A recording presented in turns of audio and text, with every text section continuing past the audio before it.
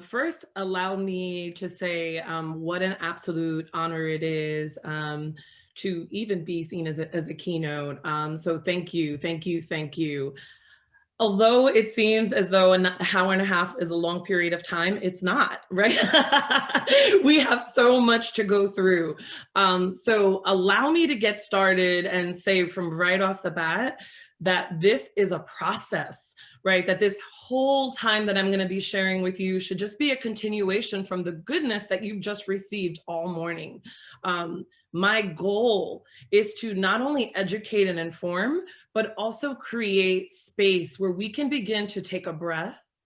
So do that now. And ask some questions, first within ourselves, but also within the work that it is we do. So before getting started, because I can get right into things, allow me to say, so part of what some of my indigenous Kuna Indian and Panama ancestors say is en la quech. And I think a lot of us are familiar with that term. I know it is also very common across other indigenous ancestral lands. And it means I am you, you are me, and we are us. And that is very, very loosely interpreted, but I want to take the moment to say thank you, right? Before we move along, thank you, Somos el cambio, thank you, we are the change, Summit co-leads, Michelle, Jessica Dominguez, thank you so much for all of your time, your energy, your meeting calls, behind the scenes work. I think oftentimes, we leave this to the end, but I wanna say up front that I would not be here if it was not for the organizing that these individuals have done. So let us not make any mistake that part of decolonizing our work is to realize that we're also doing organizing within the institutions and organizations in which we serve. Thank you for all of Kaiser Permanente LatinX Association, Business Resource Group, and in particular, thank you, Dan Gaizo, Catherine Wetzler, Sonia Flores, Ramona Boyd, Julie Runkle for sponsoring and coordinating the CEs. It is an absolute pleasure, and thank you everyone for being here. And I would be remiss if I did not also take a moment to acknowledge the land in which I believe many of you are situated on, if not all. Again, I am not doing it absolute justice, but I want to acknowledge the Olón people and the land that you may be residing on, or at least Kaiser Permanente is residing on in terms of the corporate office in Oakland, from my understanding, as well as the Chochenyo people and the Muwekma people, as well as every other indigenous being and spirit and ancestor that is on our lands currently, that have gone unnamed, that have been exterminated, removed, or displaced. We honor you at this time. And I also want to honor that I am on Ramapo Lenape land here out in the Jersey City, New York City area. So we want to honor that these people were, therefore we can be and we are. And like most of our native and indigenous ancestors, whether or not we relate to this ancestry or not, there was a connection and a closeness with our environment.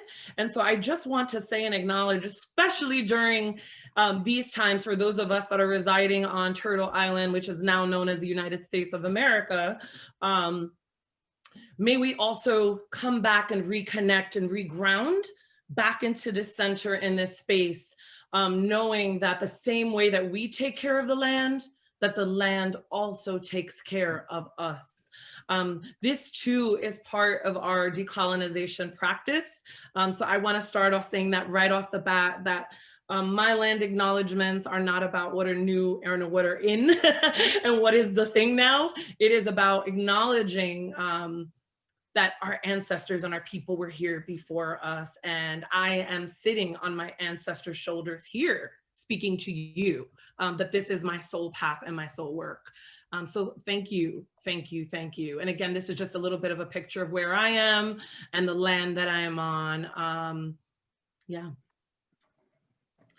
So you've heard a bit of a personal introduction, but what you haven't heard is my why.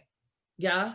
So in sharing about myself and doing this keynote, allow me to say that everything I do is in hopes that I'm also modeling, and not in a disrespectful way or an egoic way, but modeling, excuse me, what decolonizing therapy is.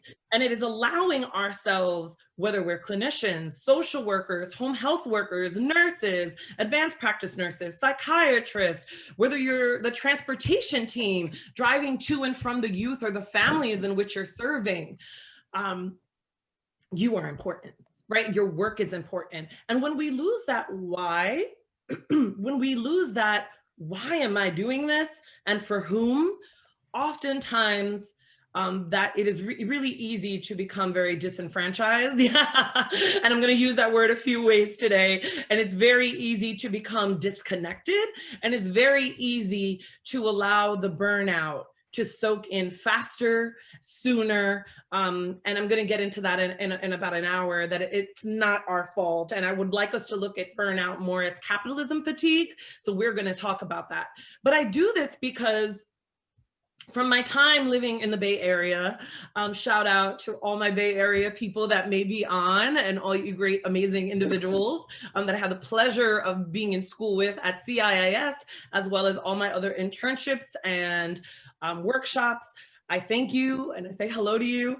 But I also want to say that working in the Bay Area, living in the Bay Area, taught me something else as well: how to be present, how to reconnect and reground with my people, with my community, and with people that were outside of my community, and bringing together some of the beautiful connections and the sazon and the spices of life.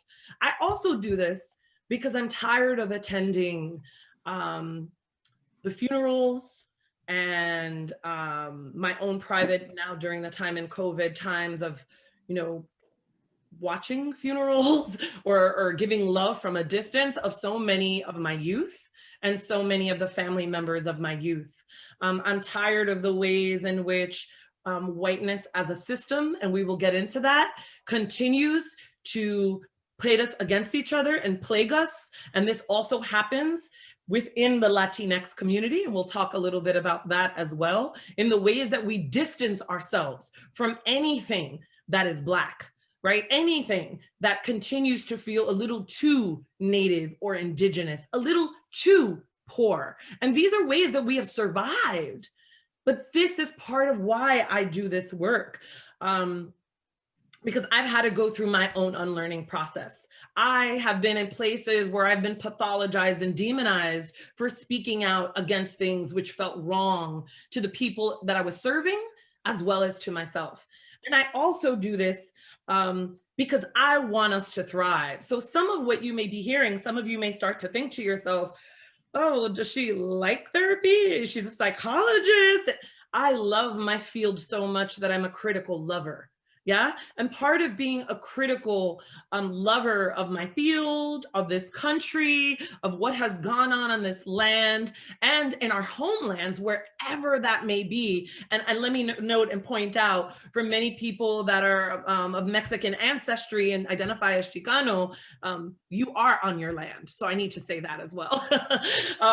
So when we come to our lands, right, when it has to do with our land, I realize there is a missing, there is a longing. So may we realize that part of the decolonization process isn't just a theory to apply.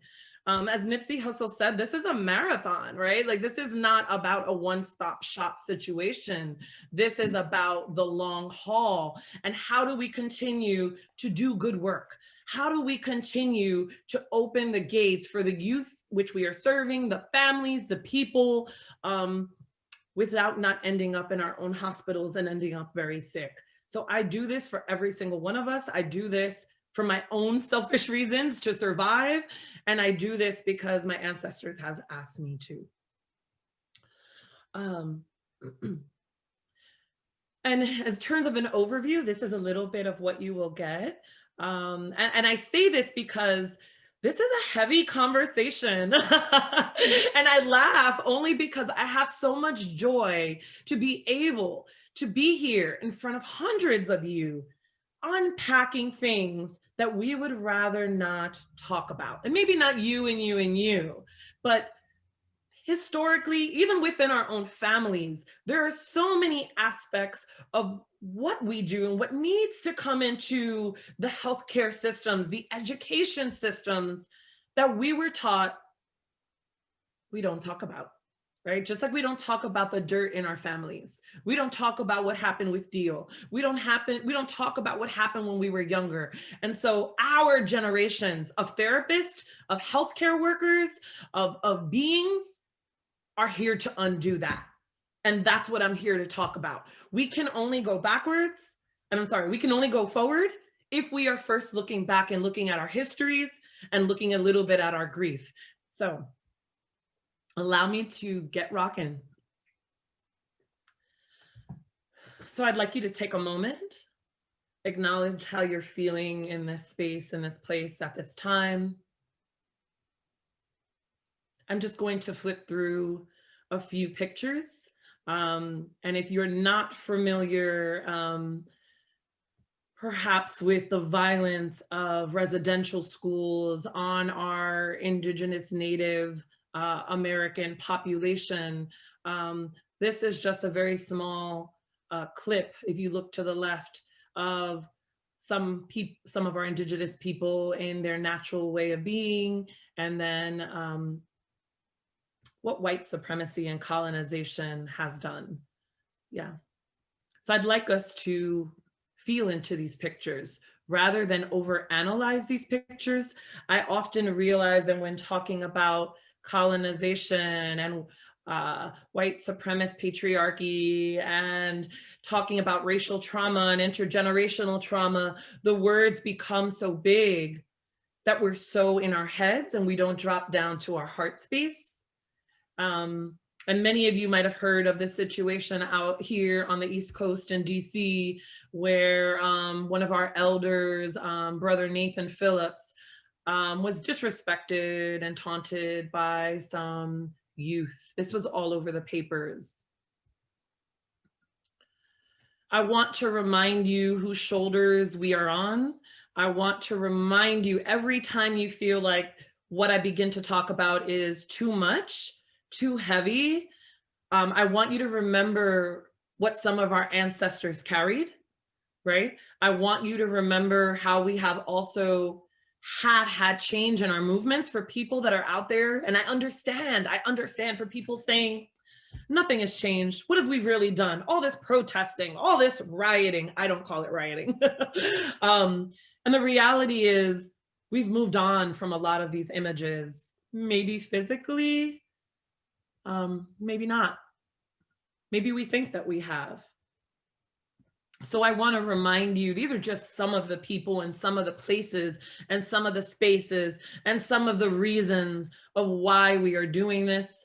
From a healthcare, mental health worker, a youth worker, Brother Philandro Castillo, being murdered in front of his family, to our little baby, Tamir Rice. That one really, really, really got me and still does to this day. He's a baby, although he was treated as a criminal and a grown man, as young Black boys often are. Flor Concepcion from the Philippines. When we speak of forced migration, I want you to think of Flor Concepcion and many other individuals like her who return home back to the Philippines, hundreds in a day, sometimes thousands, in body bags, because Philippines' #1 export is people, right? From Auschwitz to where we are now, looking very, very similar, right? So I want to honor all of our babies, all of our people, all of our families in spirit or in physicality that are still trapped and lost in these systems. And I know most days I am as well. So I want to say that we are not different from any of these faces, places, and spaces. So colonization has been taking place all over the globe. It isn't about a one-stop shop. It isn't that colonization has just affected the Americas. So, excuse me, I'm sorry, I don't know what is happening. Colonization has also continued to plague our systems, our bodies. So when I speak of colonization, I'm not just speaking of the physicality of the land. We're also talking about stealing of our land, yeah? Of the taking of our women identified people's bodies, the taking, the stealing, the kidnapping of Africans from the continent of Africa, all over from Nigeria to Kenya, Ghana, and creating indentured servants and or slaves, right? But let us be clear of our language, because language is vital. So when we talk about people that have been enslaved, they are not slaves, they are people of African descent that have been enslaved. So colonization also plays out in the breaking of bodies through fighting, labor, imprisonment, and various forms of genocide. Colonization has played out in stealing our children, the enforcement of Christianity on our bodies, minds, and spirits, as well as the destruction or attempts to destroy, right, our spiritual ways of life, which is why I will continue to include ancestral ways of healing throughout this presentation in an effort to reclaim our ways. And decolonizing is also about reclaiming what is taken and what was taken and what continues to be taken.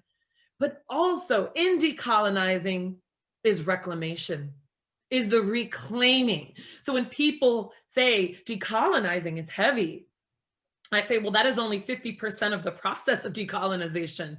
The other part is the reclaiming and the remembering. So for those of us that are feeling like, do I have a right to identify as this, this, and that? Do I have a right to claim my indigenous roots and ancestry when my family didn't teach me anything?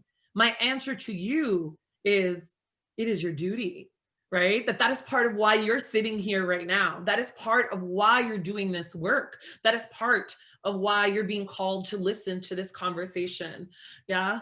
So I wanna also remind us that decolonization is an active resistance against colonial powers, right? And we can see this in present day colonial powers also be seen as different forms of systemic oppression.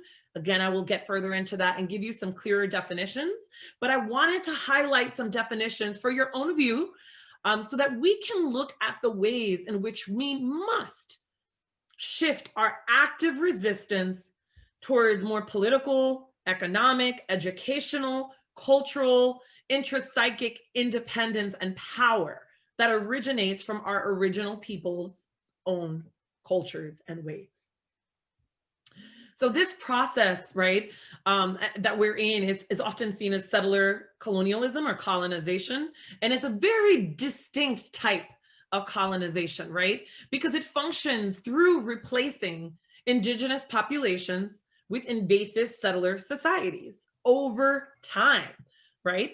So part of our work when we talk about sovereignty is giving it back to where it belongs. And that doesn't always just look like giving back the literal land, but that also means returning to a natural essence, returning to our beginnings, right? And some of these examples and where we see this most are in North and South America, throughout the entire Caribbean. Let me tell you, for those of us that think the Caribbean has not been colonized, I just finished doing a large presentation with the Cayman Islands Psychological Association, and we talked a lot about this anti-Blackness, even within very Black islands, yeah? New Zealand and Australia as well. So to be clear, decolonizing is undoing the colonial impacts that surface in our assumptions and day-to-day beliefs, right? Whether or not we think that a parent is fit, whether or not we're saying to ourselves, oh, here's just another blank man, another Mexican father that is not stepping up for his family, rather than taking a breath and asking ourselves, if not at least asking within session, depending on what the person's analysis is, you know, how colonization or how the environment, if you don't want to say colonization, which might be a big word to bring into sessions, but what are some of the effects of your environment? What are some of the effects of leaving your land and your family, having to separate for so many years to come to this country? That trauma, what was that like for you? So one of the first questions that I'm imploring all of us to begin to ask the people that we serve is, can you tell me a little bit about your migration trauma? Yeah. And you can say it in your own way. That can sound 18 different ways depending on the communities that we're serving. Whether I'm talking to a Paiute Indian woman, or I'm talking to a trans-identified Jamaican man, right? Either way, I'm going to ask you what your struggle was like and what that was like coming over. What did that do to your body? What did that do to your spirit? What did that do to your relationships with who you left behind and who you've come to meet? Yeah. And so the last thing I also want to point out in this section is that there is also, this is just a map of colonial empires from 1492 to 2008. And I just want you to see how it's been impacted and throughout the years. But I think it's important to understand that, in a nutshell, when I describe colonization to the students that I teach and I serve in Jersey City, New Jersey, part of what comes up is reminding people that there are histories prior to the traumatic histories now, right? And we're talking about colonization and reparations and undoing, because we were happy wherever home was, right? And so usually larger countries, entities have come into our lands, our homes, and said, hey, I want to make some kind of contract with you. This would benefit you and me if we came into some sort of allegiance. Now, I want you to think present day. Does this sound familiar to anyone?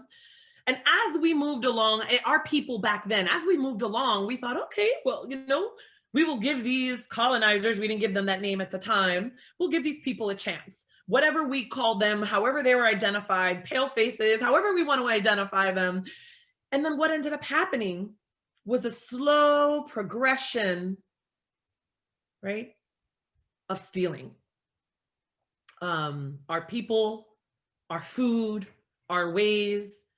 Usually army bases were placed right down in the middle. So if you take, for example, the Philippines for just one moment, Philippines is very, very rich, right, in resources and minerals, but the country is very poor. And I learned that from Anak Bayan and many other people I've organized with out here on the East Coast. I've learned a great deal about how colonization, imperialism, we're not going to get into that for today, forced migration, how they all play a role together.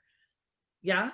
And so many Philippine people eating rice in their own country, although rice is a massive export for the Philippines, they're eating rice that is imported into their country. They can't afford, technically, to eat the rice from their own land. That is just an example. That is one small example of the ways in which colonization continues to play out. I also would like to point out that there are massive emotional ramifications to colonization. Right? As therapists, helping professionals, healthcare workers, educators, I believe that we are not just responsible, but we are morally and ethically obligated to identify some of the signs and begin to include within our treatment process emotional decolonization. Yeah. And look at the ways in which the effects of our histories have come to be landing on our bodies, and I will keep saying it, on our relationships, on the ways we feel about ourselves, and on the diagnoses in which we're applying to the people in which we're serving. So an emotional colonization is an internalization of beliefs, of emotions, affecting colonized people on multiple levels, and also energetically. Let us not forget, for those of us that walk in the world, I think many of us that are therapists, psychologists, a lot of us are empaths. A lot of us naturally pick us energy around us, how things feel, what people need. We have learned through our traumatic experiences, we have learned to kind of identify early in advance what people need, and this has kept us safe. So those of us that are doing this really deep trauma work, please understand that colonization is trauma work. Yeah. I'd also like to point out, before we head into more of historical trauma, that emotional and settler colonization are a series of intergenerational and historical traumas, right? That have been unresolved or unaddressed. So when folks say like, why are we talking about this so much right now? It's just the in thing. Myself, and I know a good other chunk of you on the other line, because I know some of you have been talking about this a long time, for a long, long time, right? And now we're starting to see connections. Dr. Rupa Myra, who is a physician, gave a keynote, and she placed this graphic up on the screen, and people gasped. When we don't see the connections between colonization, white supremacist ideology, yeah, and capitalism, and that would be a whole other workshop. And this is a whole probably 2 semesters of education. Each of these we could unpack. And I'm reminding you that this is often part of the strings, the invisible strings that plays out with what we do, how we do it, and who we do it with, as well as whether or not we decide to get licensed, as well as whether or not we decide to move on to something else beside therapy and counseling. Because a lot of us also are very, very burned out from this whole arrangement. So the 2 words that I would love for you to sit with throughout the rest of this hour together are arrangement, because this is an arrangement. Let us make no mistake that this continues to play out in numerous countries and continents. This can even look like gentrification today. I can't even afford personally, yes, Dr. Mullan cannot afford to live back where I grew up. And we did have the New York skyline view of the World Trade Center and all of New York. We're next to waterways. So this same arrangement plays out everywhere. Let us make no mistake. These are the ways that we continue to be divided and conquered, right? And let's make no mistake that this also all connects to trauma, down to the ecocide, right? And environmental racism, the exploitations of our resources with Mother Earth. All of this leads to trauma and inflammation in our own bodies. And not that inflammation is the only way that trauma shows up in our bodies, but for many, many, many of us, including myself, that is one of the main ways. Please take a breath.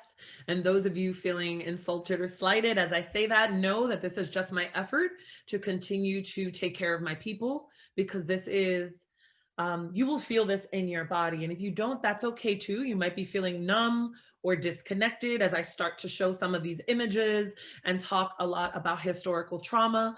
But I want you to remember to get up and move around if need be. Tapping is also really helpful. Tapping your feet, getting some water. These are all ways that we can take care of ourselves. So I'd like to move into historical and intergenerational trauma transmission at this time, but first I will focus on historical trauma and historical grief.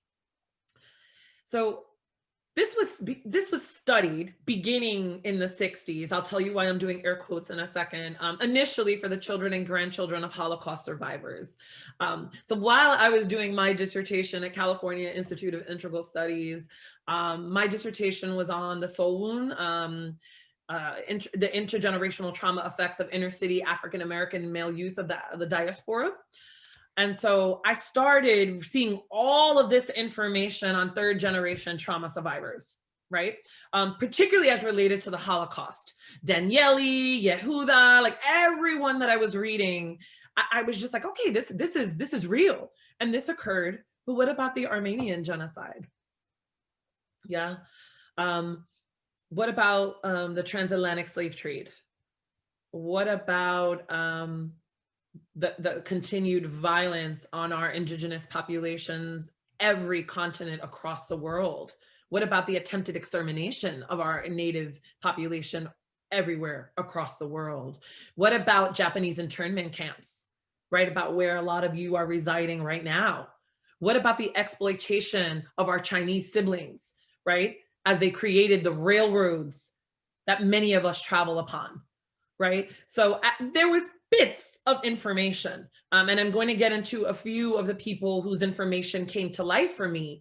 But for me, ever since around 2010, 2011, I have been in a journey to unpack and to decolonize the way that I see myself. And that has then allowed for me to bring that into my relationships with my colleagues, with my administrators, with the people in the communities in which I'm serving, as well as within my organizing circles. So I want to remind everybody that we often have to look back in order to move forward and to do this work. So I invite every single one of you to sort of get curious about where your people were and what was happening 100 or so years ago, and how that has come to maybe affect you and land on you now. And the three phases of this historical and ancestral trauma are dominant culture perpetuating mass trauma on the population. The original population then responds, and then there's initial responses to trauma that are conveyed to other generations.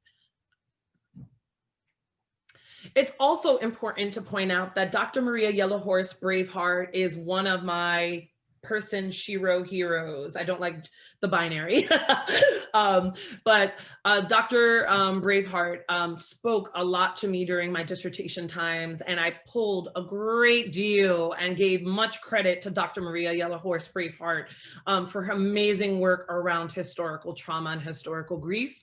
This started bringing up the aha moment, and I hope it starts bringing an aha moment for you as well, right? Because historical trauma and grief are the cumulative emotional and psychological woundings across generations, including our current lifespan, which emanates from massive group trauma. What were your people's massive group traumas? Yeah. And have you given yourself a little bit of time to process that? And have you given yourself the time to process the fact that perhaps maybe even your own family members would like you not to speak about it? Or maybe they can't physically speak about it because it brings them too much trauma and stress. Or maybe you're not regulated enough yet to be able to process this, and that's okay. And this is why we need our own conscious decolonized, therapist. So the historical grief is what accompanies that historical trauma. And so a legacy of genocide and colonization has had the violent effects, which have then increased suicide rates, increased domestic violence, and increased interpersonal violence. So when we talk about our Native brothers and sisters, or any of our peoples and their domestic violence rates and the rates of alcoholism, I'd also like you at the same time to put down the pathologizing hat, right? That we have been taught, that has been drilled into our brains, right? As healthcare professionals. And I'd like us to also think about the ways in which historical and ancestral trauma are the reasons for this dis-ease, dis-ease, I like to call it, within our bodies and systems, right? So Gregory Phillips talks about 3 areas of traumas often experienced by our indigenous peoples. And I would assert that this is super similar for many oppressed and colonized groups of people, such as situational trauma, cumulative trauma, and intergenerational trauma. So not focusing on the intergenerational effects continues to really negatively place a great deal of strain on ourselves and or the people that we're treating. Notice that I'm not separating us, and I'm not doing the hierarchy between us as those serving and the people in the communities in which we serve. I also want to point out that not all of us, but many of us still live or still are very connected or grew up in the communities in which we serve. So that brings about its own emotional colonizer struggle, and I'm going to get into that a little bit later. But this graphic connects history of trauma and historical trauma with traumatic stress reactions to increased risks of substance abuse and dependence, and putting so many of us at vulnerability for other mental health disorders, which I'm sure you're already aware of, and then leads to this increased risk of experiencing other traumas. So many of us work with people that are like, okay, Are you kidding me? I'm about to get evicted. My child is now, they're telling me that he needs to be placed in a classroom for at-risk students because he has a behavioral disturbance issue. I don't know what behavioral diagnoses are, to be honest. I struggle with them, right? Like, I just think that they're very pathologizing, things like oppositional defiant, conduct disorder. I think we have to continue to look at who are diagnosed with these. So if you can imagine, right, these people that we're serving saying, I just got let go from my job. I'm not going to make the rent. My child is getting diagnosed with oppositional defiant disorder. I have to go to the doctor. I don't have adequate health care. When I speak to my doctor, they're telling me they're fine. They did a biopsy on me and I wasn't given any anesthesia. Yeah, let's talk about that medical trauma. So when we look at the ways in which people that are already carrying the burden, Black, Indigenous, people of color primarily, but also poor or at the poverty line, Black, Indigenous, people of color. And I'm going to get into how we can't separate race from poverty or classism in any way, shape, or form. So then we also look at this cycle of historical trauma continuing to play itself out. And it is crucial, my healthcare providers and clinicians, that we are clear so that we do not consciously or unconsciously pass and transmit any of our beliefs onto the people in which we're serving, or even onto your own children and your own family systems. It is really crucial that we look at the environment and at various forms of intersecting arrangements and oppressions and hold them accountable, rather than continuing to hold individuals accountable for things that are often outside of our control, initially anyway. So intergenerational grief is the product of a lot of ancestral trauma. I'm not going to get into ancestral trauma here, but I will say that many curanderas, shamans, healers, priests and priestesses all help to heal ancestral trauma and more. So that is a whole other workshop for a whole other time. I'm not sure that this is the place and space, but I do want to say that there are ancestors that are also struggling. So grief, if we can for a moment, understand and allow ourselves to ground into the fact that grief is normal and a natural emotion and reaction to loss or change of any kind. So if that would be true, why do we continue to struggle with ourselves when we're in the midst of such collective grief, right? We're in the midst of such an uncomfortable situation of not knowing who is going to be the so-called leader, right, of our country, struggling. Some people, I literally got out of a session this morning where my student was like, my panic attacks telling me like, Dr. Mullan, bro, like my panic attacks are out of control. And I know it's because I'm a recipient of DACA. And this is just super traumatic for me. And my family is undocumented. And my mom hasn't left the house in 3 weeks. And she just feels like ICE is going to come and collect her up any second. So this is a collective traumatic experience. Put that on top of a pandemic, on top of anti-Black violence that has already been happening for, for eons, right? Since many of us were taken and extracted from our homes, we are in a place and a space of grief. And if any of you do follow me on social media, no plug intended, I talk a lot about sacred rage and how rage is pathologized. And I'll get into that in a second when I talk about post-traumatic slave syndrome. I also want to point out the disenfranchisement of the grief process, that there is so much that we're not allowed to acknowledge. There is so much, especially people of color and poor people. We don't have a chance to slow down. We're not given an opportunity to say, I need to grieve this public figure that has passed on, my teacher, my maestra, my this, my spiritual teacher. This is not just a day off or 2 days. I need space to grieve so that I can honor, that I can come back into my space and my place and my body so that I can do my job well. If you're allowed days off for that and you have these kind of supervisors and structures, wonderful. But many of us are not. You know, grief is not in a vacuum. It's not after a month that we're grieving our mother, our father, our sibling, our lovers. Yeah. So we also get to grieve, and we need to grieve things like miscarriages and our pets, our beloved animal families passing on, you know, land being exploited and taken. This, many of us feel very, very deeply. And if you don't, perhaps the people you serve do. So our society does not want us to really grieve truly things that are death that is stigmatized, like suicide or overdoses, or people dying from symptoms related to HIV and AIDS, or complications related, or drunk driving, right? We continue to put it back on the person like they should have known better, when really all of these stigmatized deaths are expressions of deep trauma and grief that many of us have not been able to put words to yet, or we just started to put words to.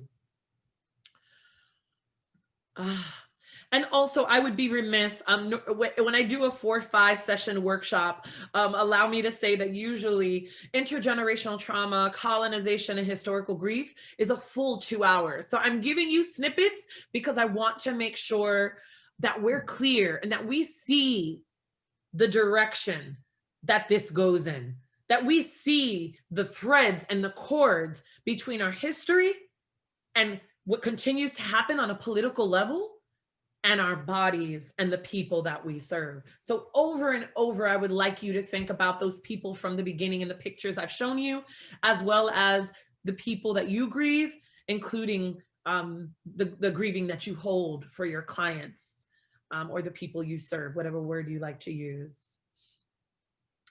Grief affects our bodies and our 4 major systems, our immune system. So as we know, that connects to inflammation. So my nurses, psychiatrists, psychologists, what does inflammation do in our bodies, right? It is the precursor to lots of other disease. And so again, so when we say, oh, African Americans are this many times more likely to die of heart disease, I would like us to think about these slides when we say that. I would like you to think of Dr. Myra's colonization, capitalization, white supremacy diagram when we look at where did this inflammation come from? And why do I feel like I'm holding so much pain and grief in my body? Yeah, it also affects our digestive system, our cardiovascular system, and our nervous system. Sleep is essential for thriving, yeah? I don't know about you, but as a psychotherapist, my sleep was horrendous.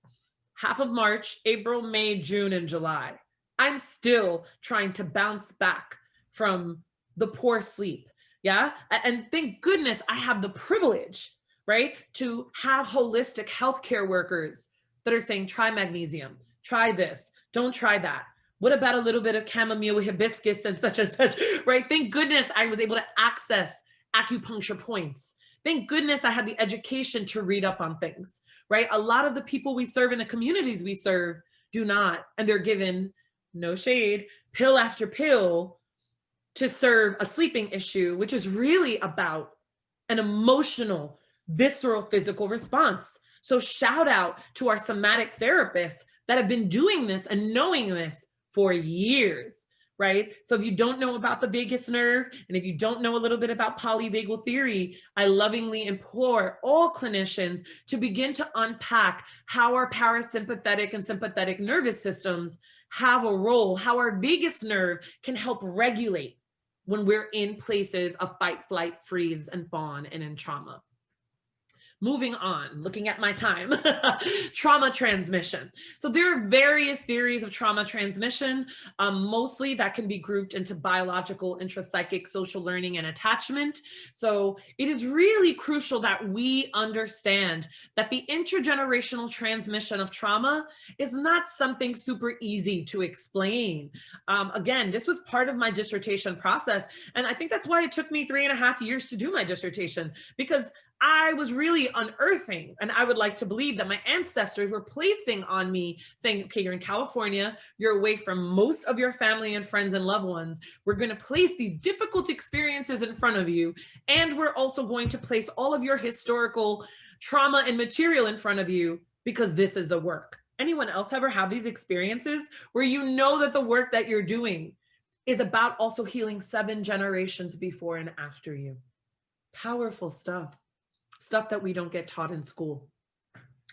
So although I can go on for an hour, literally, about how intergenerational trauma is transmitted, there are multiple ways, as you just saw in the prior slide. One of the biggest ways is biologically, epigenetically, right? And people are really fascinated by epigenetics. And there's some people that say, you know, there's no focus on this. Epigenetics doesn't exist. And those are the same people saying that the vagus nerve doesn't exist, or anything else that really does have an effect on many of us, and we can feel it in our bodies. So epigenetics is one of the ways that a gene can become altered. The gene expression becomes altered, and they're often transferred from parent to offspring. So epigenetically, this can turn on or off on certain genes, and it controls the trauma, controls how the cell interprets the gene, right? So our environment can shift our genes into like a fight or flight situation, or reverse these genes and help us to calm down. That's why many of us move out of very busy areas or leave very violent work environments. And then we see all of a sudden, oh my gosh, I feel better than ever. My skin is glowing because we've moved ourselves out of triggering environments that often trigger everything I was just talking about, plus what is currently happening. And again, I can go into this for like a good 45 minutes, but also trauma affects our bodies, right? Trauma produces a recalibration of the brain's alarm system and an increase in stress hormone activity.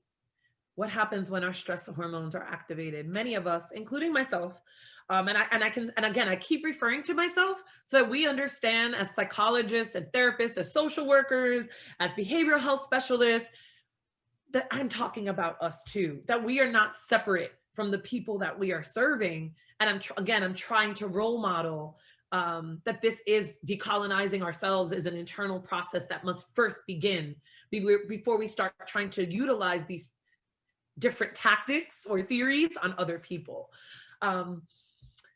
So it's also important to remember that a lot of us are in a constant state of fight, flight, or freeze in our bodies. I know that my stress hormone is frequently activated. As a therapist working within an inner city, I don't see how it's not.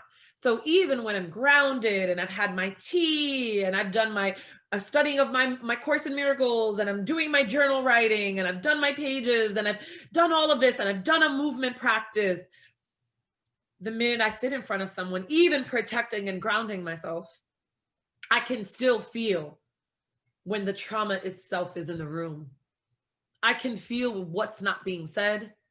I can feel the ways that their body is tensing not to cry, even if it's virtually. And oftentimes at the end of a really, really long day, am I the only one here? My body feels like I have been through violence. And I want to remind you all that what I'm talking about is that our bodies have been through the violence vicariously, which is why we need to demand and come together for better treatment and better ways of doing this work. And my humble opinion, and I'm going to get there in a minute, one of the ways to get back to this work is to bring it back to our natural ways of being and our ancestry, to bring it back to how we took care of each other on our land and in our homes, since it's being exploited anyway by Western commodification and capitalism, right? From tapping, right? That was our Amazonian siblings were doing that with rocks for years. And now EFT tapping is a thing, but we never honor Eastern philosophies or our indigenous people that were teaching us about EFT, emotional freedom techniques, or heart-assisted open therapy, right? So we can't think our way out of trauma, which is why I keep bringing us back from these slides. We can't think our way out of trauma. We can't theorize our way out of trauma, right? We can't talk our way out of trauma, and that goes for our clients. But trauma is felt and experienced. And if you have any unhealed trauma, I think most of us do, imagine what percentage contains harmful messages being directed from the body to the brain, right? And then what is that like if you're holding life in your body? So intergenerational trauma can negatively affect families in a variety of ways. This is from Sister Sana Powell. Always want to shout out the people whose work we're talking about. So she spoke about unprocessed emotions and thoughts about a traumatic event. This is just a summary. It could be a dysfunctional parent-child relationship and emotional attachment or ways that it gets transmitted. Being treated poorly through your treatment with mental illness or substance abuse. Harmful cyclical patterns of behavior and beliefs about parenting. It could be transmitted through unacknowledgement around race-based traumatic stress, as well as through normalizing unhealthy behaviors between family members, such as, well, we don't want to call out your Theo so-and-so because I've heard this time and time again, he's struggling, he's a little different, he's a little slow, so we can't tell the cops. We can't, I know that you've been hurt by him, and that but is sometimes where the trauma is. As many of us know that work with people that are trauma survivors, or if you are yourself, oftentimes 50% of the traumatic response is what has occurred to you, but the other half is how it's been handled in those days and weeks and years after the traumatic event, which is why all of our organizations and departments and our systems have an opportunity to do it different. And many of us are demanding that they do. So again, a little bit more about intergenerational trauma. And I also want to point out, if we look at how our land has been violated, and I know a lot of us might be thinking, why do you keep talking about the land? Well, trees are alive, right? That's our plant family. Yeah, those small creatures that are keeping the tree alive and fertilizing the soil are part of us, right? And many of our indigenous ancestors and family knew that, right? So I'm not saying anything that I haven't received from stories from my great grandmother or my mom, or books that I've had to read about my own people. So it's important to remember that there are memories, that the land has memories. And so when we just build these skyscrapers and buildings and offices on top of sacred land, we have to also ask ourselves what we're infusing into the very structures of these buildings. You can ask for permission. You can also be told no. So all of this is related to intergenerational trauma. And this is the work that I continue to speak on, because I think that although the APA and ACA, or the American Social Workers Association, understand and are getting there and are getting closer to understanding the effects of historical trauma and oppression on our mind, bodies, and spirits, we're still really resistant to looking at the ancestral spiritual piece, and we're very resistant to looking at the ways in which land and environmental racism plays out and is transmitted through our bodies as well. Yeah. I also want to point out with ancestral wisdom that indigenous populations around the world have long understood that our actions and behaviors are a result of memories of generations before us. So this will continue to impact us. So every time a pipeline is created, every time another res is sort of just like bulldozed over, every time another part of our community is gentrified, we feel the impact. So Western science is just beginning to understand this ancestral knowledge. And at the end of my presentation, there's a great many of little info tidbits helping you to unpack a little bit more and learn a little bit more about ancestral wisdom and trauma. I have two of my favorite books here. So I'm just pointing that out to say, that there is reading. You can do reading, you can learn, even if it wasn't passed down to you. And a lot of us that are doing this work, very interestingly, are psychologists and psychiatrists that are starting to leave the professions in name of having a more holistic way of doing things. So I just wanted to point that out there.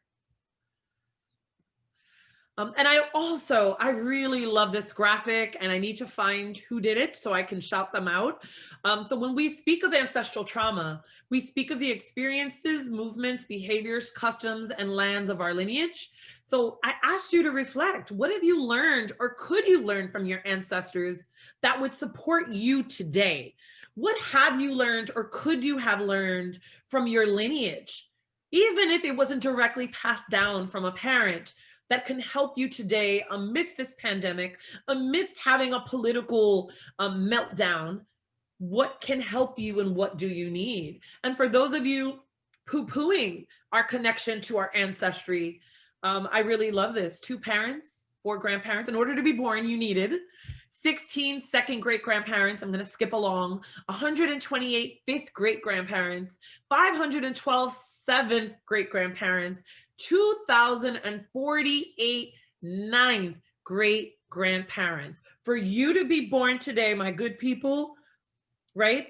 From 12 previous generations, you needed 4,094 ancestors over the last 400 years. So with some of the struggle also comes medicine, also comes healing, also comes song, yeah? Also comes food, right? The way that so many of our people have been able to transform corn into tortillas and toppings, and it's beautiful, beautiful decor, fashion. These are all the ways that we have also been fortified. So when I talk about historical, ancestral, intergenerational trauma, although they're all different, I want to keep saying that,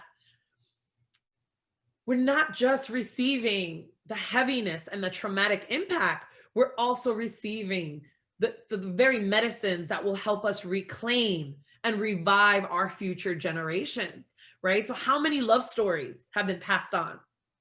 How many love stories occurred? How much sadness? How much displacement and forced migration between loved ones?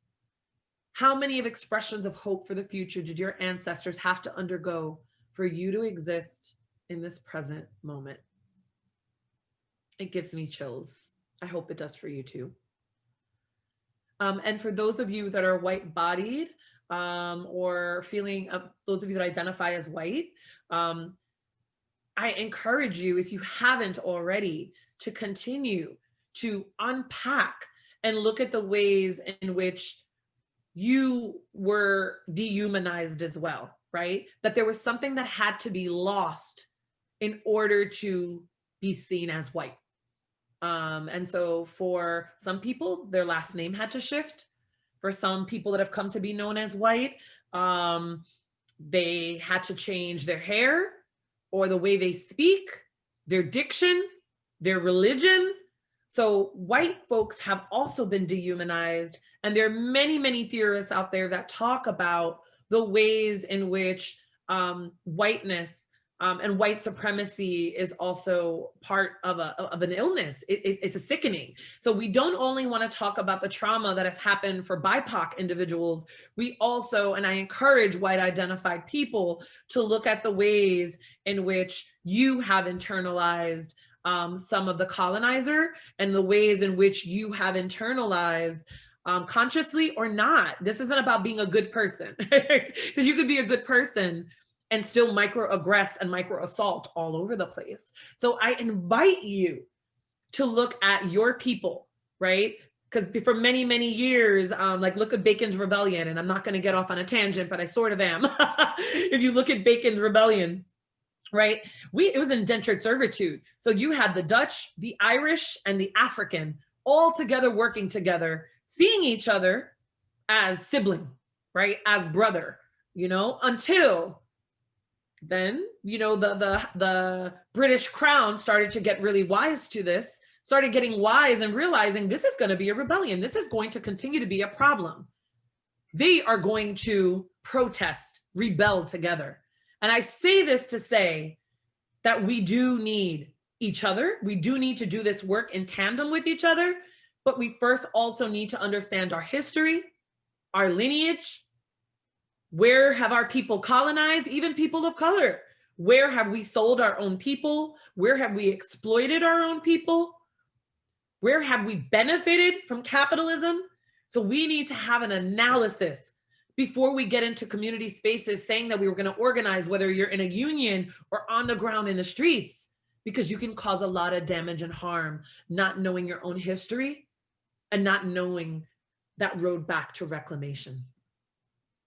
So how will my understanding of trauma and grief reflect in the work that I do? What does a wound feel like when looked at with compassionate eyes? These are all questions that I'm offering to you to process, if you would like, in your teams, in your organizations, in your departments. Who and what, one of my favorites, profits when we are disconnected from ourselves and don't know how to navigate through trauma and grief? What parts of my trauma grief history do I minimize?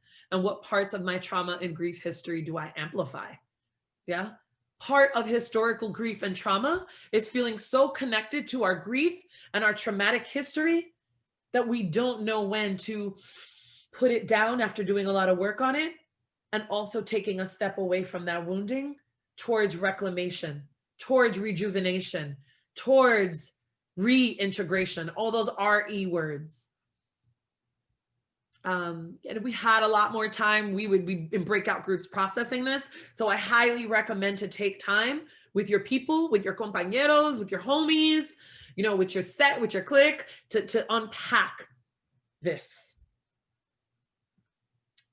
Other questions and things I'd like you to ponder. What is your first memory connected to loss? Please breathe. Who modeled loss for you? Where does loss and grief rest in your body? Interesting things happen, right? And I'm going to share something in the hopes that this will be beneficial for everyone. So my mother is hearing impaired, and she has very, very, very, like a small percentage, maybe 8% of hearing in one of her ears.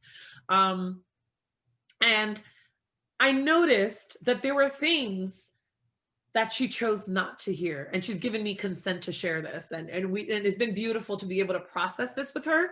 And it's been beautiful to allow a growth together, right? A non-hierarchical growth together, a non-linear growth. And so a couple of years ago, when I went for my ENT appointment, and I said that, you know, I'm in group all the time with my peer educators, and they're joking with me, and they're like, yo, Dr. Jen, like, for real, you need a hearing aid. You need a hearing test. You need a hearing test. And I'm like, what? And I would get words. I would mix them up, the TH and the SH. And I realized I was like squinting to understand people. And when I went in and they're like, yeah, you have hearing loss. And it's not as extreme as my mother's. And I'm firmly rooted and grounded in the ways to support myself. I'm not sharing this for sympathy. I'm sharing this to say, you know, and also my mother's hearing loss was through a car accident. It wasn't per se biological, but it had me, and I'm starting to continue to unpack what are the ways that her grief and loss has then also been translated to me, and is our hearing impairment. Our hearing impairment is that part of what has also been translated. So I don't always have answers, but I'm just using myself as an example so that we may begin to open up and take a look and really dig into some of this juiciness that we are being given at this time, because many of our parents and ancestors were thinking about survival. You know, they were not thinking about processing their feelings. They were not thinking about like healthy relationships and making sure that they're grounded. Like there were many of them, and maybe many of you, depending on your age, grew up in a time where it was like, yo, I just need to make sure there's enough food for tonight. The rice, we have 1 cup left, and I have some leftover guineo, and we're gonna make this happen. And we're gonna feed 10 people in this house. They weren't processing, likely, this traumatic experience. So I invite us to do that so that we can get free. Take a breath, please, kindly. Move your shoulders, shake your hands out, stand up. Again, this is traumatic material. Make sure you're getting some water in you, kind of like any kind of body work or massage. I always recommend, even if you're sitting there like this, not hearing it, I always recommend that you treat your body as though you just underwent like a marathon after these speaking engagements, that you take care of yourself. I promise you, I will be taking care of myself after this presentation too. Okay. So while I'm chatting with you, I'd love for you to look at the graphic on the right. You may have seen this on your Facebook page or elsewhere, but this is an exemplification of the transatlantic slave trade. I could speak about many, many populations at this time as an example of the deep effects of intergenerational trauma, but due to numerous reasons, and particularly due to the extreme violence on Black bodies that have continued to escalate over the past, I don't even know how many years, due to, in honor of Philandro Castile and Ahmaud Arbery and Breonna Taylor and George Floyd and many of the other youth that we may know that are being gunned down unnecessarily by people that are carrying out the work of the state or the country or the city that are known as officers that are supposed to protect us. I want us to take a look and realize how much anti-Blackness permeates our own families, our own offices, how many Black Mexicans are not seen as Latinx or Mexicano, how many Black Puerto Ricans are often being asked to choose between their ancestry. So this is a graphic video of the transatlantic slave trade over a number of years between 1525 and 1866. 12.5 million Africans were captured and sold during what is referred to as the transatlantic slave trade. I want you to look, those are slave ships, yeah? Those are packed full of enslaved Africans.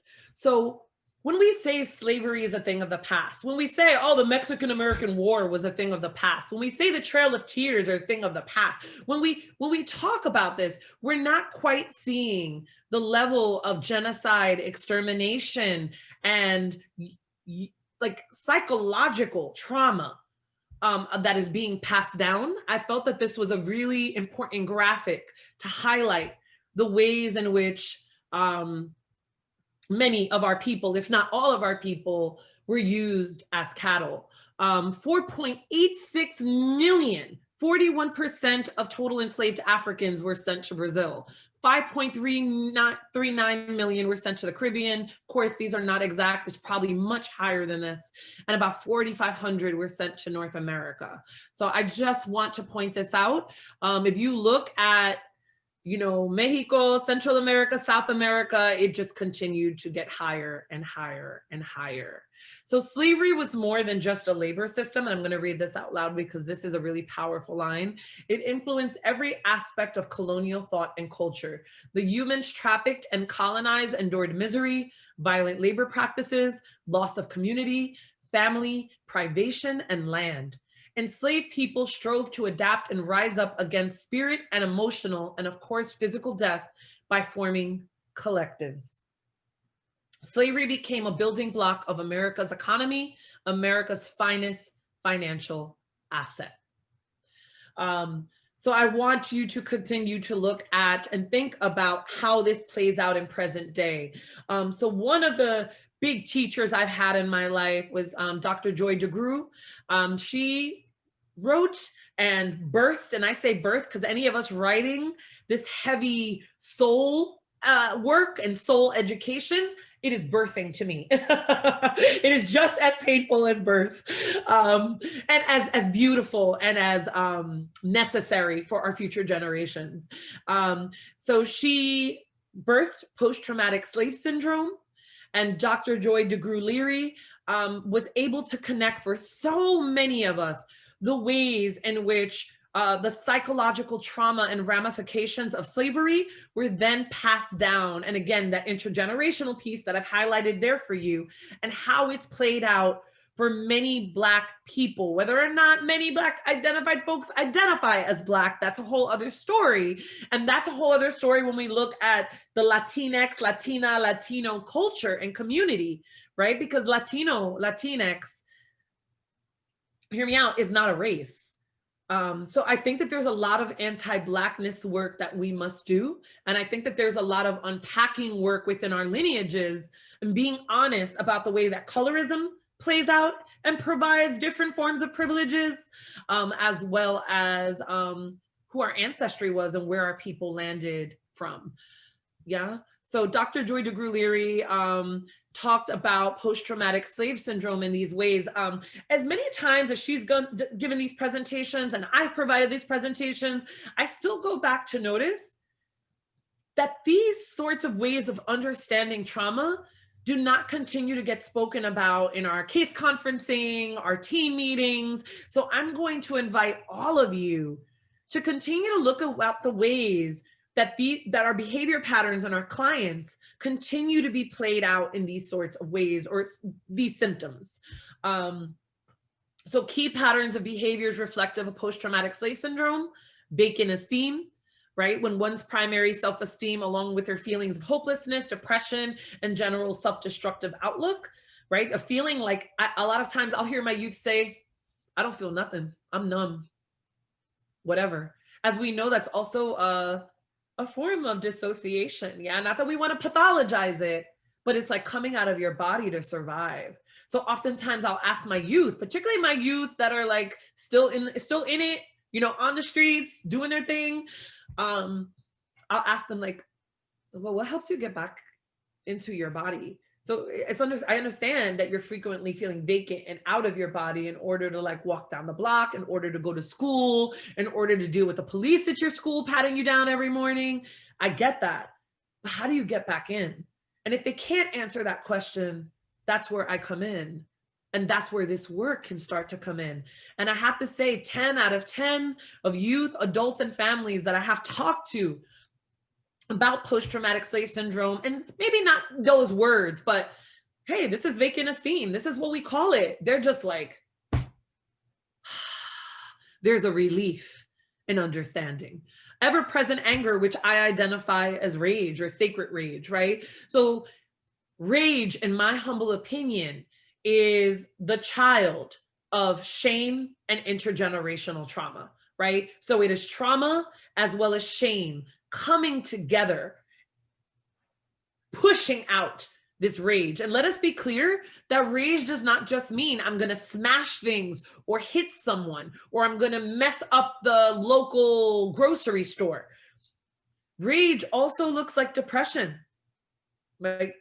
That rage turned inward is often depression. So actually, my very, very clinically depressed people that I serve, I find myself trying to get them to that place where they're agitated more, where they're irritable, where I'm like, this is good. They're like, Dr. Jen, why are you saying this is really good? And I'm like, because you're starting to come online again. You're starting to feel. And then I might bring up the polyvagal ladder. I'm giving you tips here, right? And I might bring up that polyvagal shift of moving from a ventral vagal or a dorsal. And, you know, we talk about this and I have these little graphics to show people so they can move and shift, right? Also racist socialization, right? And internalized racism. What are the ways in which we are turned off by our own people? What are the ways that we try to distance ourselves from our own people, places, and spaces? And this is a good place, I don't know if it ever is, but to start to bring in some common language, because I find in some organizing and academic spaces that I occupy, we could spend a whole hour and a half disagreeing on a definition of racism. And I feel like that is a ploy and a way to get us to continue to not do the work and instead just argue about semantics and become really heady, which is just another symptomology of white supremacy, ideology, and Eurocentric ways of thinking. So my current therapists, mental health workers, we have to understand that we have been socialized, right? To have certain beliefs. Socialized is another really nice word for brainwashed, right? So I'm begging you to rethink your language, because sticks and stones can break your bones, but words will shape your reality. And Dr. Kimberly would often say that from People's Institute of Survival and Beyond. So I want to give shout out to Dr. Kim Richards. So prejudice. Prejudice is prejudged. So these words aren't bad or good. They simply are. So prejudice is to prejudge off of stereotypes, right? And they could be positive or negative. Power. When we talk about the word power, we're talking about access to resources. I did this little exercise in my multicultural counseling class a couple of years ago, where I asked them all to come in as their like pre-K selves. And as we were talking about power and privilege, I asked them, do you think that a pre-K child knows when they don't have power or they don't have privilege? And like half the class is like, no, like, no, those words, those concepts, we teach them those concepts. I'm like, okay. And the other class half are like, I think so. And the truth is, yeah, if I gave gold stars or, you know, really yummy yogurts or go-gurts, whatever they're called, to a bunch of children, and I didn't give another group of children all of those, and I just moved on with my day, and I said, okay, let's go, we're moving on to the next thing. Those kids know who had power or privilege or access to things that they didn't earn. It, you know, so I would ask you to look at how you hold privilege. I hold privilege as a very light-skinned woman of color. You know, I hold privilege as someone that has a doctorate. I hold privilege in being cisgendered. And I don't hold privilege when it comes to being a woman of color, right? Having African roots, being a Black person. I don't have privilege when it comes to, you know, me deciding to take this blazer off and throwing on my sneakers afterwards and putting my hair in a ponytail and going out to the store and being treated and looked as if I'm about to steal something. Yeah, I don't have privilege when it comes to the massive student loan debt I have or growing up right under the poverty level. So there's lots of ways in which we all have privilege and points of power. And it is vital in doing this work that we each investigate what those are and be conscious of them, yeah, every single day, every day, and make space for those that are constantly in positions of oppression. When I talk about the system, I'm talking about an interlocking set of parts that make a whole. So we have the education system that is separate, and maybe sometimes they interlock, but the mental health system. We have the healthcare system. We have the criminal justice system, or the criminal justice complex, right? Industrial complex. We have the transportation system. We could keep going. These are all systems that interlock to make the function of what is now known and seen as America and the building blocks of white supremacy. And oppression is the systematic subjugation of one social group by a more powerful social group for the social, economic, and political benefit of the more powerful social group. So I'm not going to sit here and pretend and talk election, but I will talk about the fact that many people in places of privilege get to sit and ponder which presidential candidate will be better for their stocks, which will be better since they own property, which will be better even if you're a person of color, even if you're a Black identified person, even if you have indigenous ancestry, right? So this is where class always intersects with race, because there are individuals out there that are celebrities, that are Black rappers, that are identifying and saying, oh, well, this is better for our economy, not understanding that many trans identified people, undocumented people, Black people that are poor are going to lose their lives on some of these decisions. I hope I'm making sense. So again, we need to develop a common language. This is really crucial.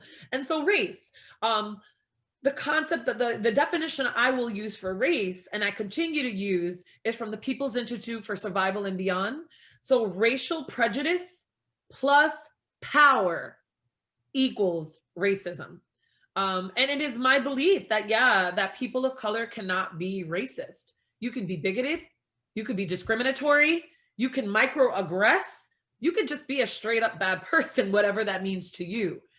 But racist, you cannot be. So I think it's important when we look at racism to stop sitting on it and getting scared to talk about it.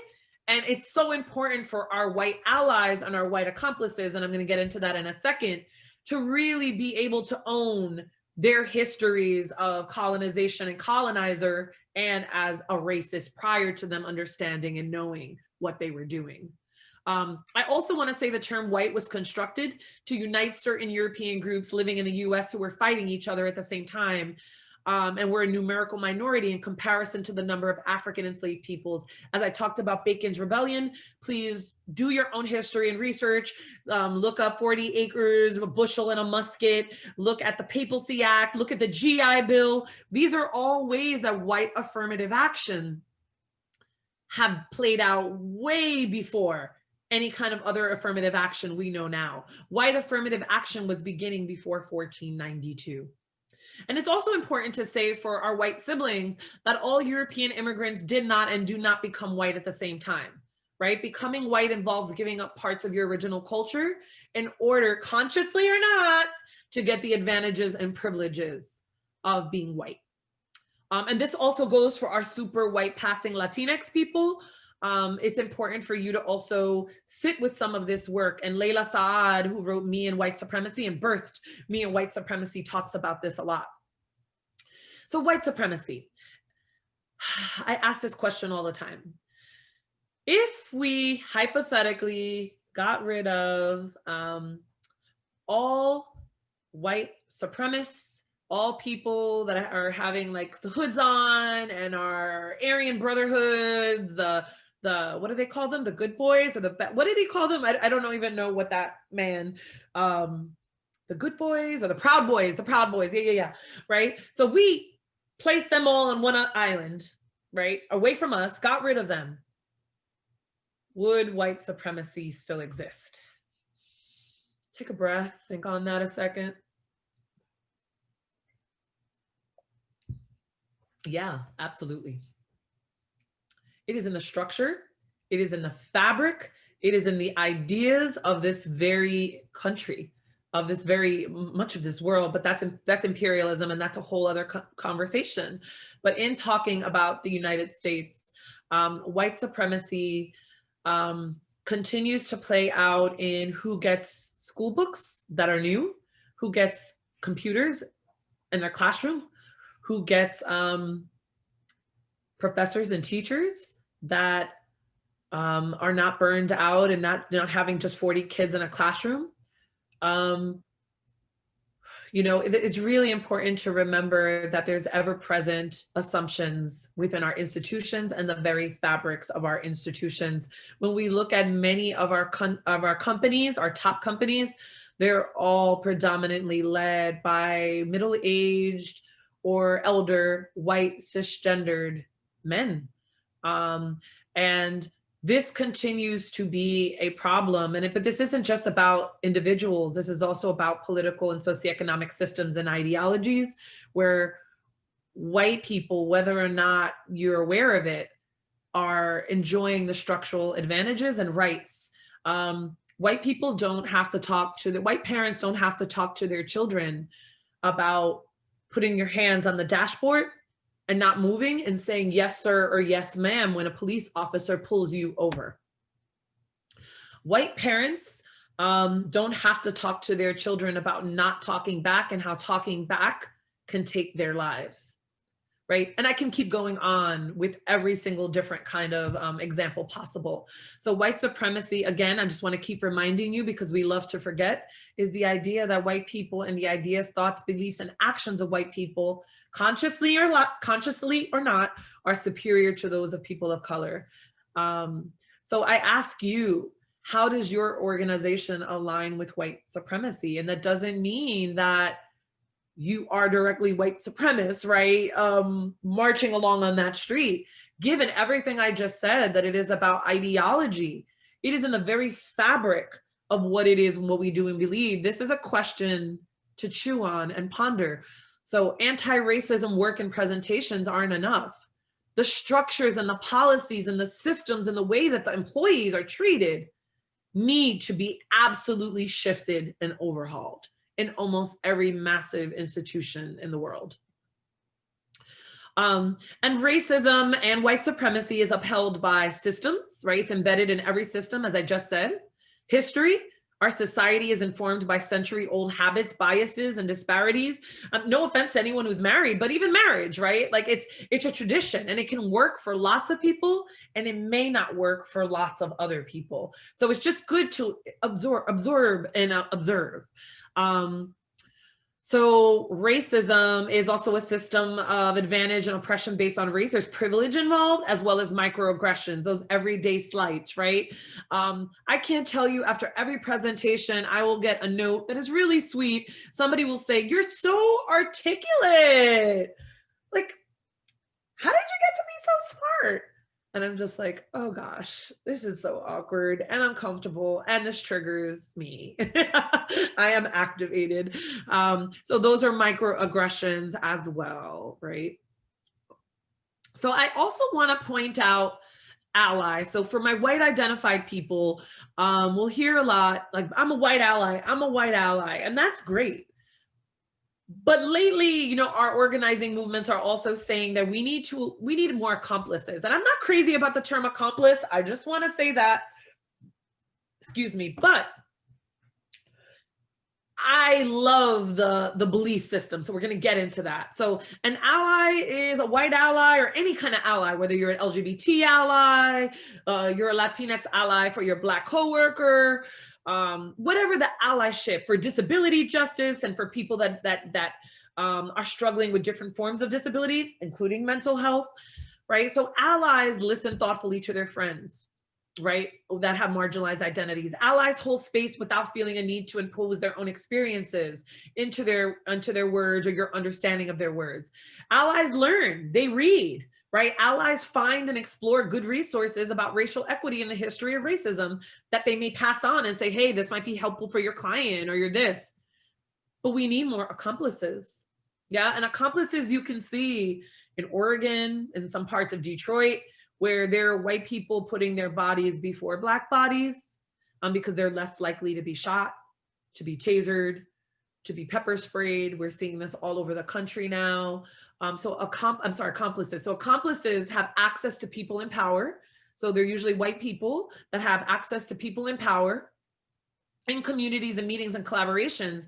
And they find ways to get people from the communities impacted by our policies to the table, right? So that's why we need more white accomplices rather than just allies. Allies is great if that's the first step. I'm not going to poo-poo it. But in accomplices, we're also partnering and paying culturally specific programs and subject experts in our grant applications, in our funding decisions, right? We're not just saying, oh, I'm placing a Latinx person at the head of this department, because that's not also enough, right? Because we have to look again at power and class. And I want us to remember where we have learned this, where we've been socialized, right? The longer we swim in a culture, the more invisible it becomes. So what are some of the things that have kept us in boxes, right? School, media, our families. Like, where have we all learned that girls need to learn how to cook? Where have we learned that girls need to lower their voices when they talk and speak in a quieter tone, and that is more attractive? That girls should look like girls, whatever that means. When do we first learn that girls should sit not with their legs open, but with their legs closed?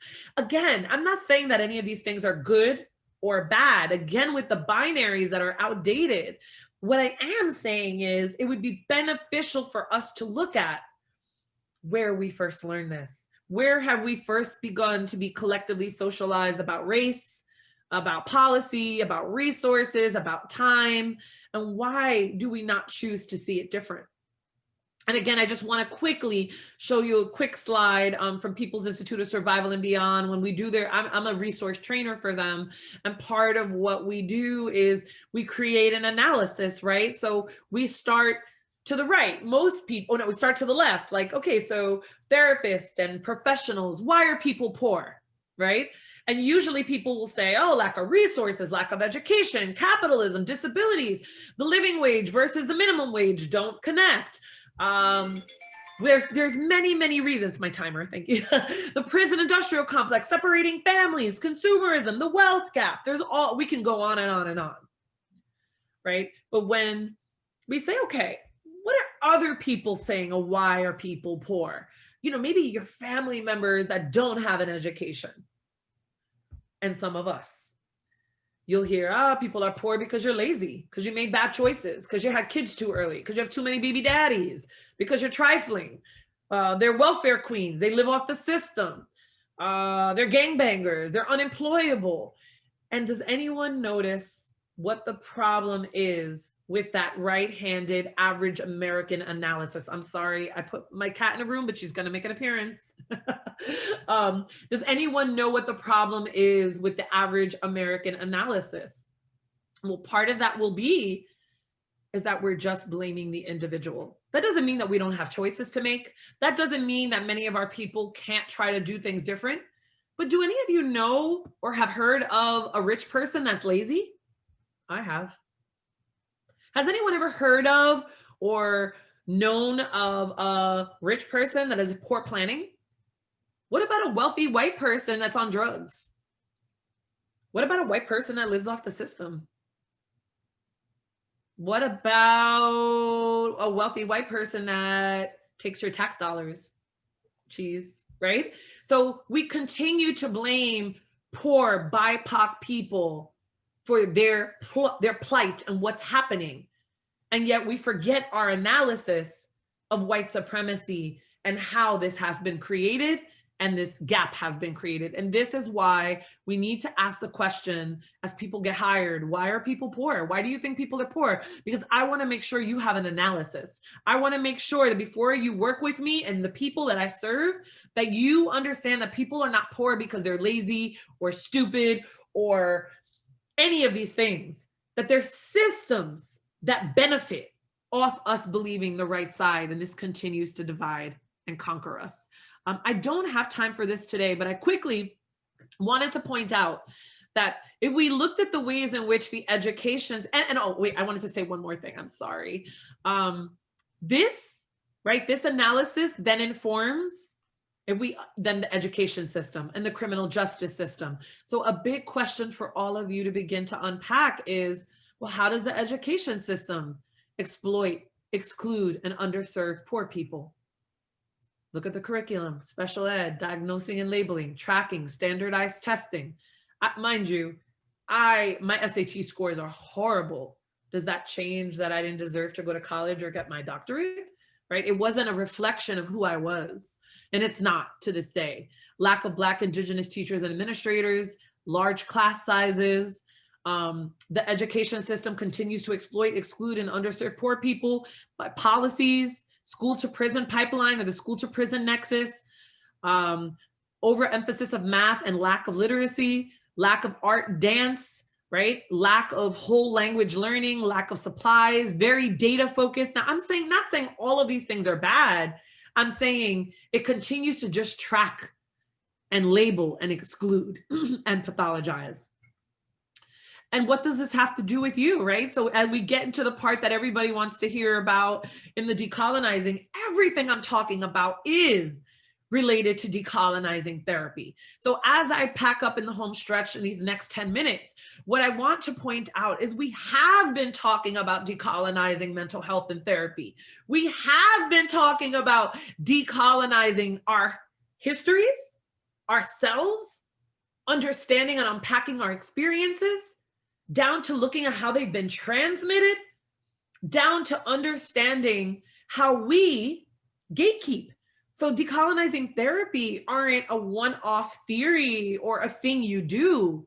It is a way of unpacking and unlearning everything that you thought was right and real and true, and beginning the lifelong exploration of decolonizing your dang self, and then beginning to help others and you be that light. So with that, all of us, I believe many of us on this call are gatekeepers, and that's not a bad word, although it feels like, excuse me, it feels like it. But a gatekeeper is a person who works in an institution, any of us, often functioning as gatekeepers to ensure the institution perpetuates itself. I just had to lovingly call a colleague in yesterday with some of our practices in the counseling center. I work at a university counseling center here in New Jersey in the inner city. And she was like, you know, you're going past our 12 session limit. And I had to lovingly say, I am at a right to go past our 12 session limit with these clients. There are reasons why we're moving past this 12 session limit. And a lot of the reasons were what I just talked about for the last hour and a half, right? And she said, yeah, but we need to refer them out. I'm like, where? And in our hood, in our community, there are not a lot of places for them to go. A lot of our students, the first time they ever consider counseling is because it's on campus. And some of the people look like me and maybe some of you. Right. And I talk to them in a way that they can understand because they're human and they deserve to understand. And I grew up in the same hood that they did. So as I'm explaining this to my colleague said, but Jennifer, like, you work for this institution. We have to follow the rules. And I lovingly said, and I will say this to the day that I leave this earth, I don't work for the institution. I work for the people in the community. I don't work for the institution. The institution pays me to serve this community. And it's all about how we want to look at it. And yes, and many of you can say, but we can get fired. We can this. And that's why we need to organize and do our work in groups and not just one person. If I tried to organize where I work and I tried to make different decisions just by myself, I will get blackballed, ostracized, fired. But when I have a group, when we meet and we just talk about how we're doing, that is organizing. When we talk about just changing one word or one policy and using lots of different people multiracially across the board and across different accesses to power, that's organizing within a system. Yeah. So questions to help you unpack your gatekeeping experiences, they're all here. I'm not going to read them for you, but above all else, who is holding you accountable, right? And what's the history of that institution you're serving? And is humanity present in these dialogues and decision-making?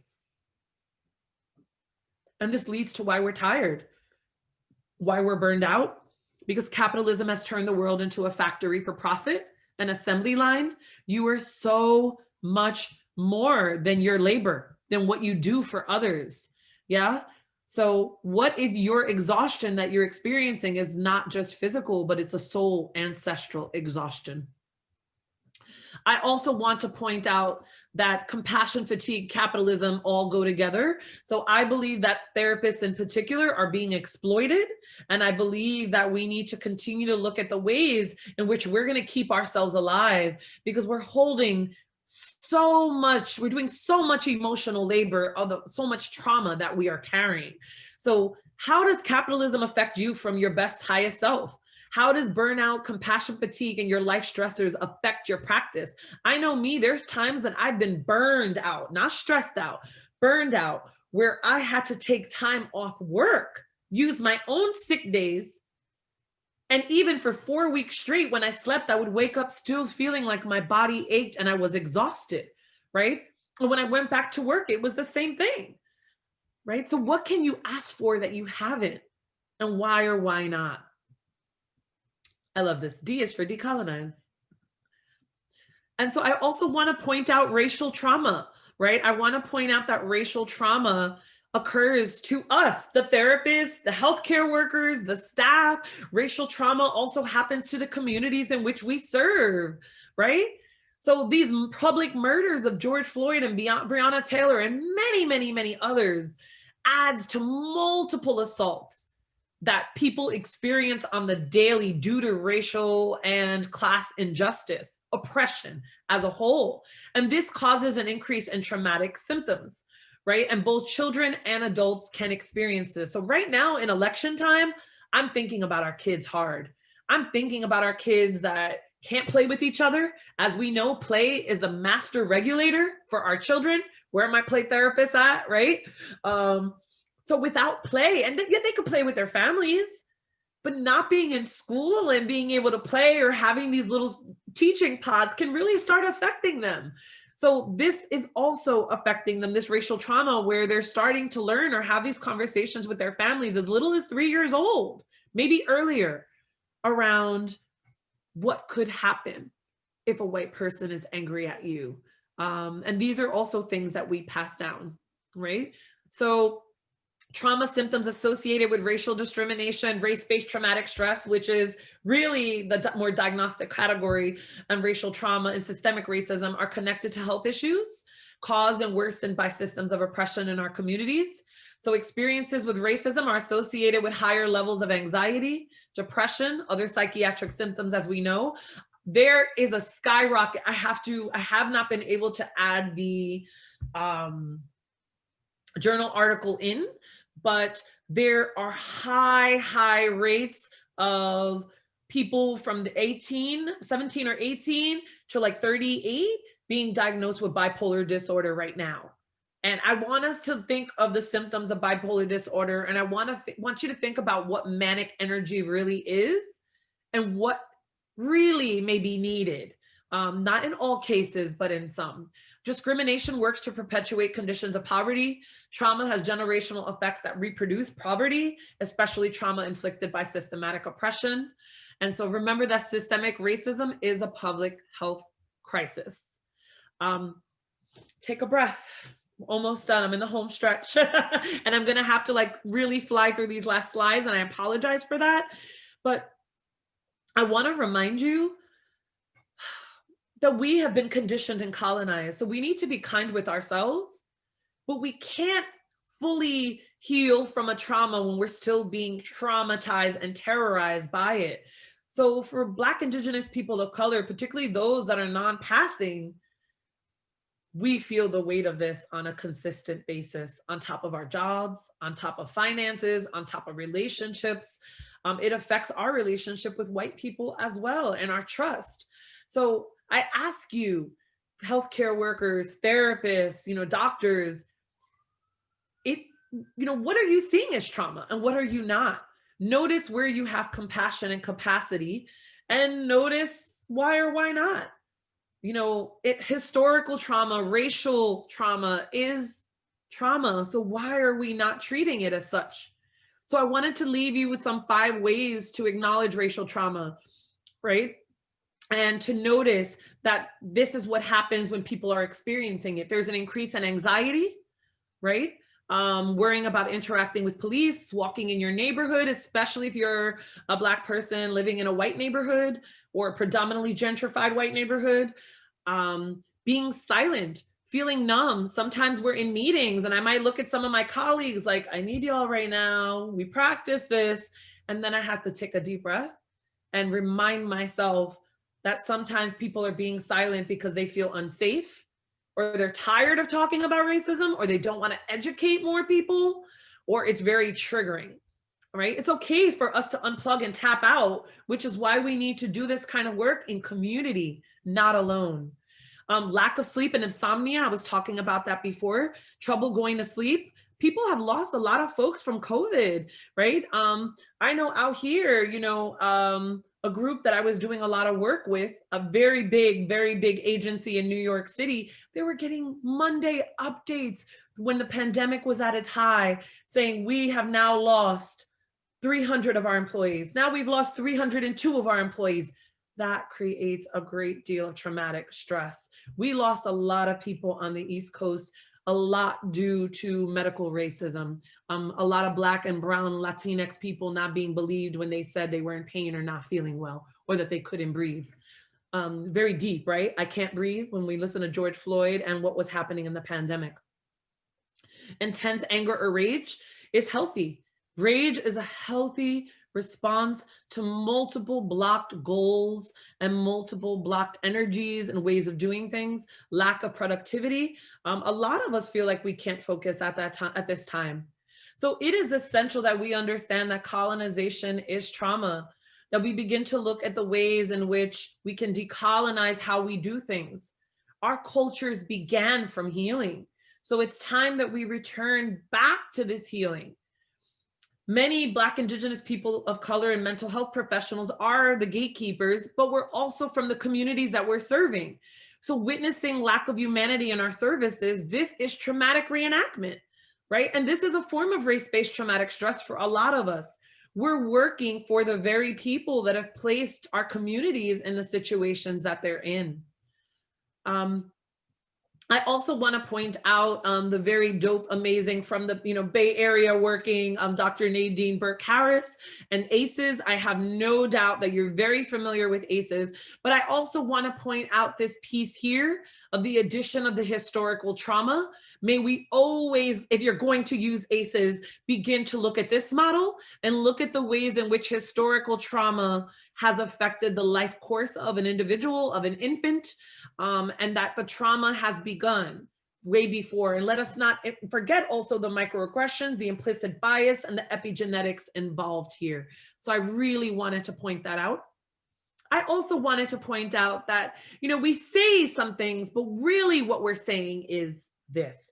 So we might say social determinants of health, but we're implying that people do not actively invest in systems that cause health disparities. Who or what is determining poor health outcomes, right? We say BIPOC are at higher risk for, but really what we mean is racism increases the risk for. Let's call it what it is. Like what we say is this is implicit or unconscious bias training. Let us just say that racist beliefs that I hold contribute to oppression, right? And we can keep going on. But I ask that we really become honest about our feels and how we are imposing harm onto others, consciously or not. I also want to point out that in my humble opinion, and in my research, and in my last 18 years of being a therapist, and less than that being a psychologist, I want to say that it is violent to treat mental illness without looking at the interlocking systems of oppression that many of us were raised within. Inequity is violent. Lack of access to basic needs and services is violent. This is why I say that the personal is political. Everything is political. Whether your mother had health care, whether or not you have clean running water. Apologize, ISIS is making an appearance. We are part of creating change, right? So it's hard for me to just sit in offices or running groups or doing community outreach, listening to the effects of systems of oppression, but you don't want me to do anything about it? At my beloved doctoral program, I was told by someone I was interviewing to see if they would be my doctoral advisor. I chose not to go with them after this exchange. And they said to me, Jennifer, you can't do a dissertation on intergenerational trauma. Like, psychology isn't political. And that stayed with me for a lot of years. It hurt me until I realized I was not, quote unquote, bugging, as we would say on the East Coast. Right? So you mean to tell me that I was trained to diagnose and condition and do needs assessments, but not collaboratively heal a human and bring in healing? So therapy doesn't always include healing, and I'm asking us all to be more healing, right? So innocence, so this woman, Jackie Wang, she's brilliant, from the also Bay Area, talks about, she's white supremacy as like a feigning innocence. So she says, innocence makes white advocacy dependent upon visceral Black suffering. The idea that BIPOC people must suffer, then prove they suffered by proving that they were innocent, to prove to you that you should care, is asking Black and brown people to resubmit themselves to re-traumatization. Thought that was very powerful. And lastly, I want to point out that mental and behavioral health disparities reflect the lack of adequate and equitable access to quality care for many BIPOC and poor people.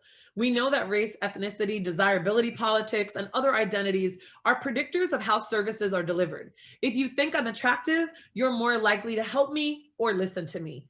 These are the things we have to start deconstructing within ourselves. Consciously or not, our conditioned socialization is one component that influences provisions of people's care. I would also like us to look at words like cultural competence, diversity, multiculturalism. They're not bad or good, but these terms just provide a flesh-colored Band-Aid to the aggressions that people live with every day. These workshops and courses do not address the root causes of BIPOC people's traumas. White people addressing their own internalized oppression and histories of colonization need to begin as well. So we politicize our work and we decolonize our work by being critical lovers of our professions and our institutions. If I love you, I'm going to ask you to look at the ways in which you may harm people unconsciously, right? So these are all questions to consider. Who do you serve? Who are the policies that are being served? What do students and poor people and clients need? What spaces are being occupied and who are in these spaces? Where is funding being allocated and why?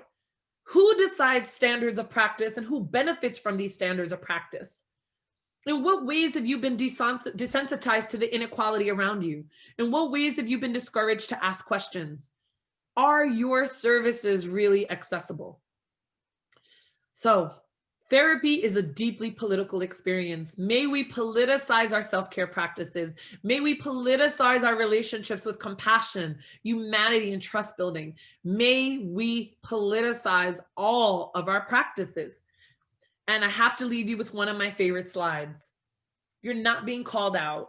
Any of you feeling defensive, or your chest is tightening, or your stomach is hurting. Sorry, 2 hours. I'm getting to the end of my limit. Be open to being called in. I don't believe that I'm all about like calling people out, although sometimes I've had to and sometimes it's necessary, but I do call people in. And calling you in means that I care about you enough to ask you to look at some of your unconscious behavior. Remember, microaggression isn't about what I intended, it's about how you experienced it. So may we realize that many of us are microaggressing all over the dang place. So some small yet powerful ways to politicize our work, right? Question your vocabulary. Some of you might be saying, oh gosh, just have to be politically correct. No, it's about being inclusive, bruh. It's about being inclusive to everybody out there. So question your vocabulary. Revisit terms like diversity and multiculturalism, and let's call it what it is. Are we talking about anti-Blackness? Are we talking about inaccessibility, racism, ageism, classism, fat phobia? Are the chairs in your office big enough for every kind of body? And if they're not, get new chairs, right? The same way you get new administration, right? Clearly understand the differences between gender identity, sexual orientation, and gender expression. It doesn't matter what you per se believe. What matters is that the person walking into your room, into your desk, asking for help and charity care, whatever it is that your office or your position is, can feel that you don't quite get it, that you don't understand. Those three terms have the ability to shift things. Reconsider terms. One of the things I'm helping my community look at is termination sessions. I hate that word. Termination is connected with death, with loss of pregnancy. This is traumatic for many people and insensitive, and I'd like you to consider changing that around. Invite conversations around colorism, racial trauma, educational trauma, medical trauma. Each of these are 2-hour symposiums. Ask migrants about their migration story. Remember, decolonizing is a marathon, not a sprint. I know I put this picture again because it's my favorite. Shout out to Angela Faustino, nerdy brown kid. She is a dope Chicana individual, brand new mama who does beautiful art and is also responsible for the Decolonizing Therapy logo. So I want to leave you with this. If there's anything, if your head is spinning, take a breath. Take a sip of water and ask yourself, what actions can I take after hearing this keynote? What words or terms or policies or behaviors need to be shared or stopped? What ideas do I need to relearn, unlearn, or straight up learn? There is no shame in not knowing. But so many of us therapists, doctors, psychiatrists, administrators feel like we need to know everything. And we have a hard time learning from people with less degrees than ours. And which impacts can I focus on transforming today, this year, next year, in 5 years? Emotional health is impossible when living in systems of oppression. We cannot effectively treat disease without first addressing the systems that make these mental health issues so prevalent. We must integrate with spirit, with earth, and with each other and ourselves. We must continue to decolonize. At best, most of us therapists are just teaching people how to survive and cope under very oppressive systems. So with that, I want to remind you the decolonizing is not intellectual. It is deeply spiritual heart work. These resources will be passed on to all of you. I thank you for your time, for your energy. If you would like to contact me, please feel free to do so at info@decolonizingtherapy.com. Please feel free to follow me if you're a social media IG person on Instagram at Decolonizing Therapy. Feel free to follow me on Twitter. I'm not as busy on there at Dr. Jenny Jen M, or feel free to look me up on my website at www.drjennifermullan.com. It is my absolute pleasure. Thank you for the last 2 hours. Thank you, Kaiser Permanente, for allowing me to come in. Thank you again, Michelle and Jessica, for all of your work. Thank you, every single one of you that touched and connect with the communities. So many of you are doing already decolonizing, politicizing work. So I applaud you and I thank you. May we continue to unravel this messy, tight system together so that we all can breathe and be liberated and be free. Thank you.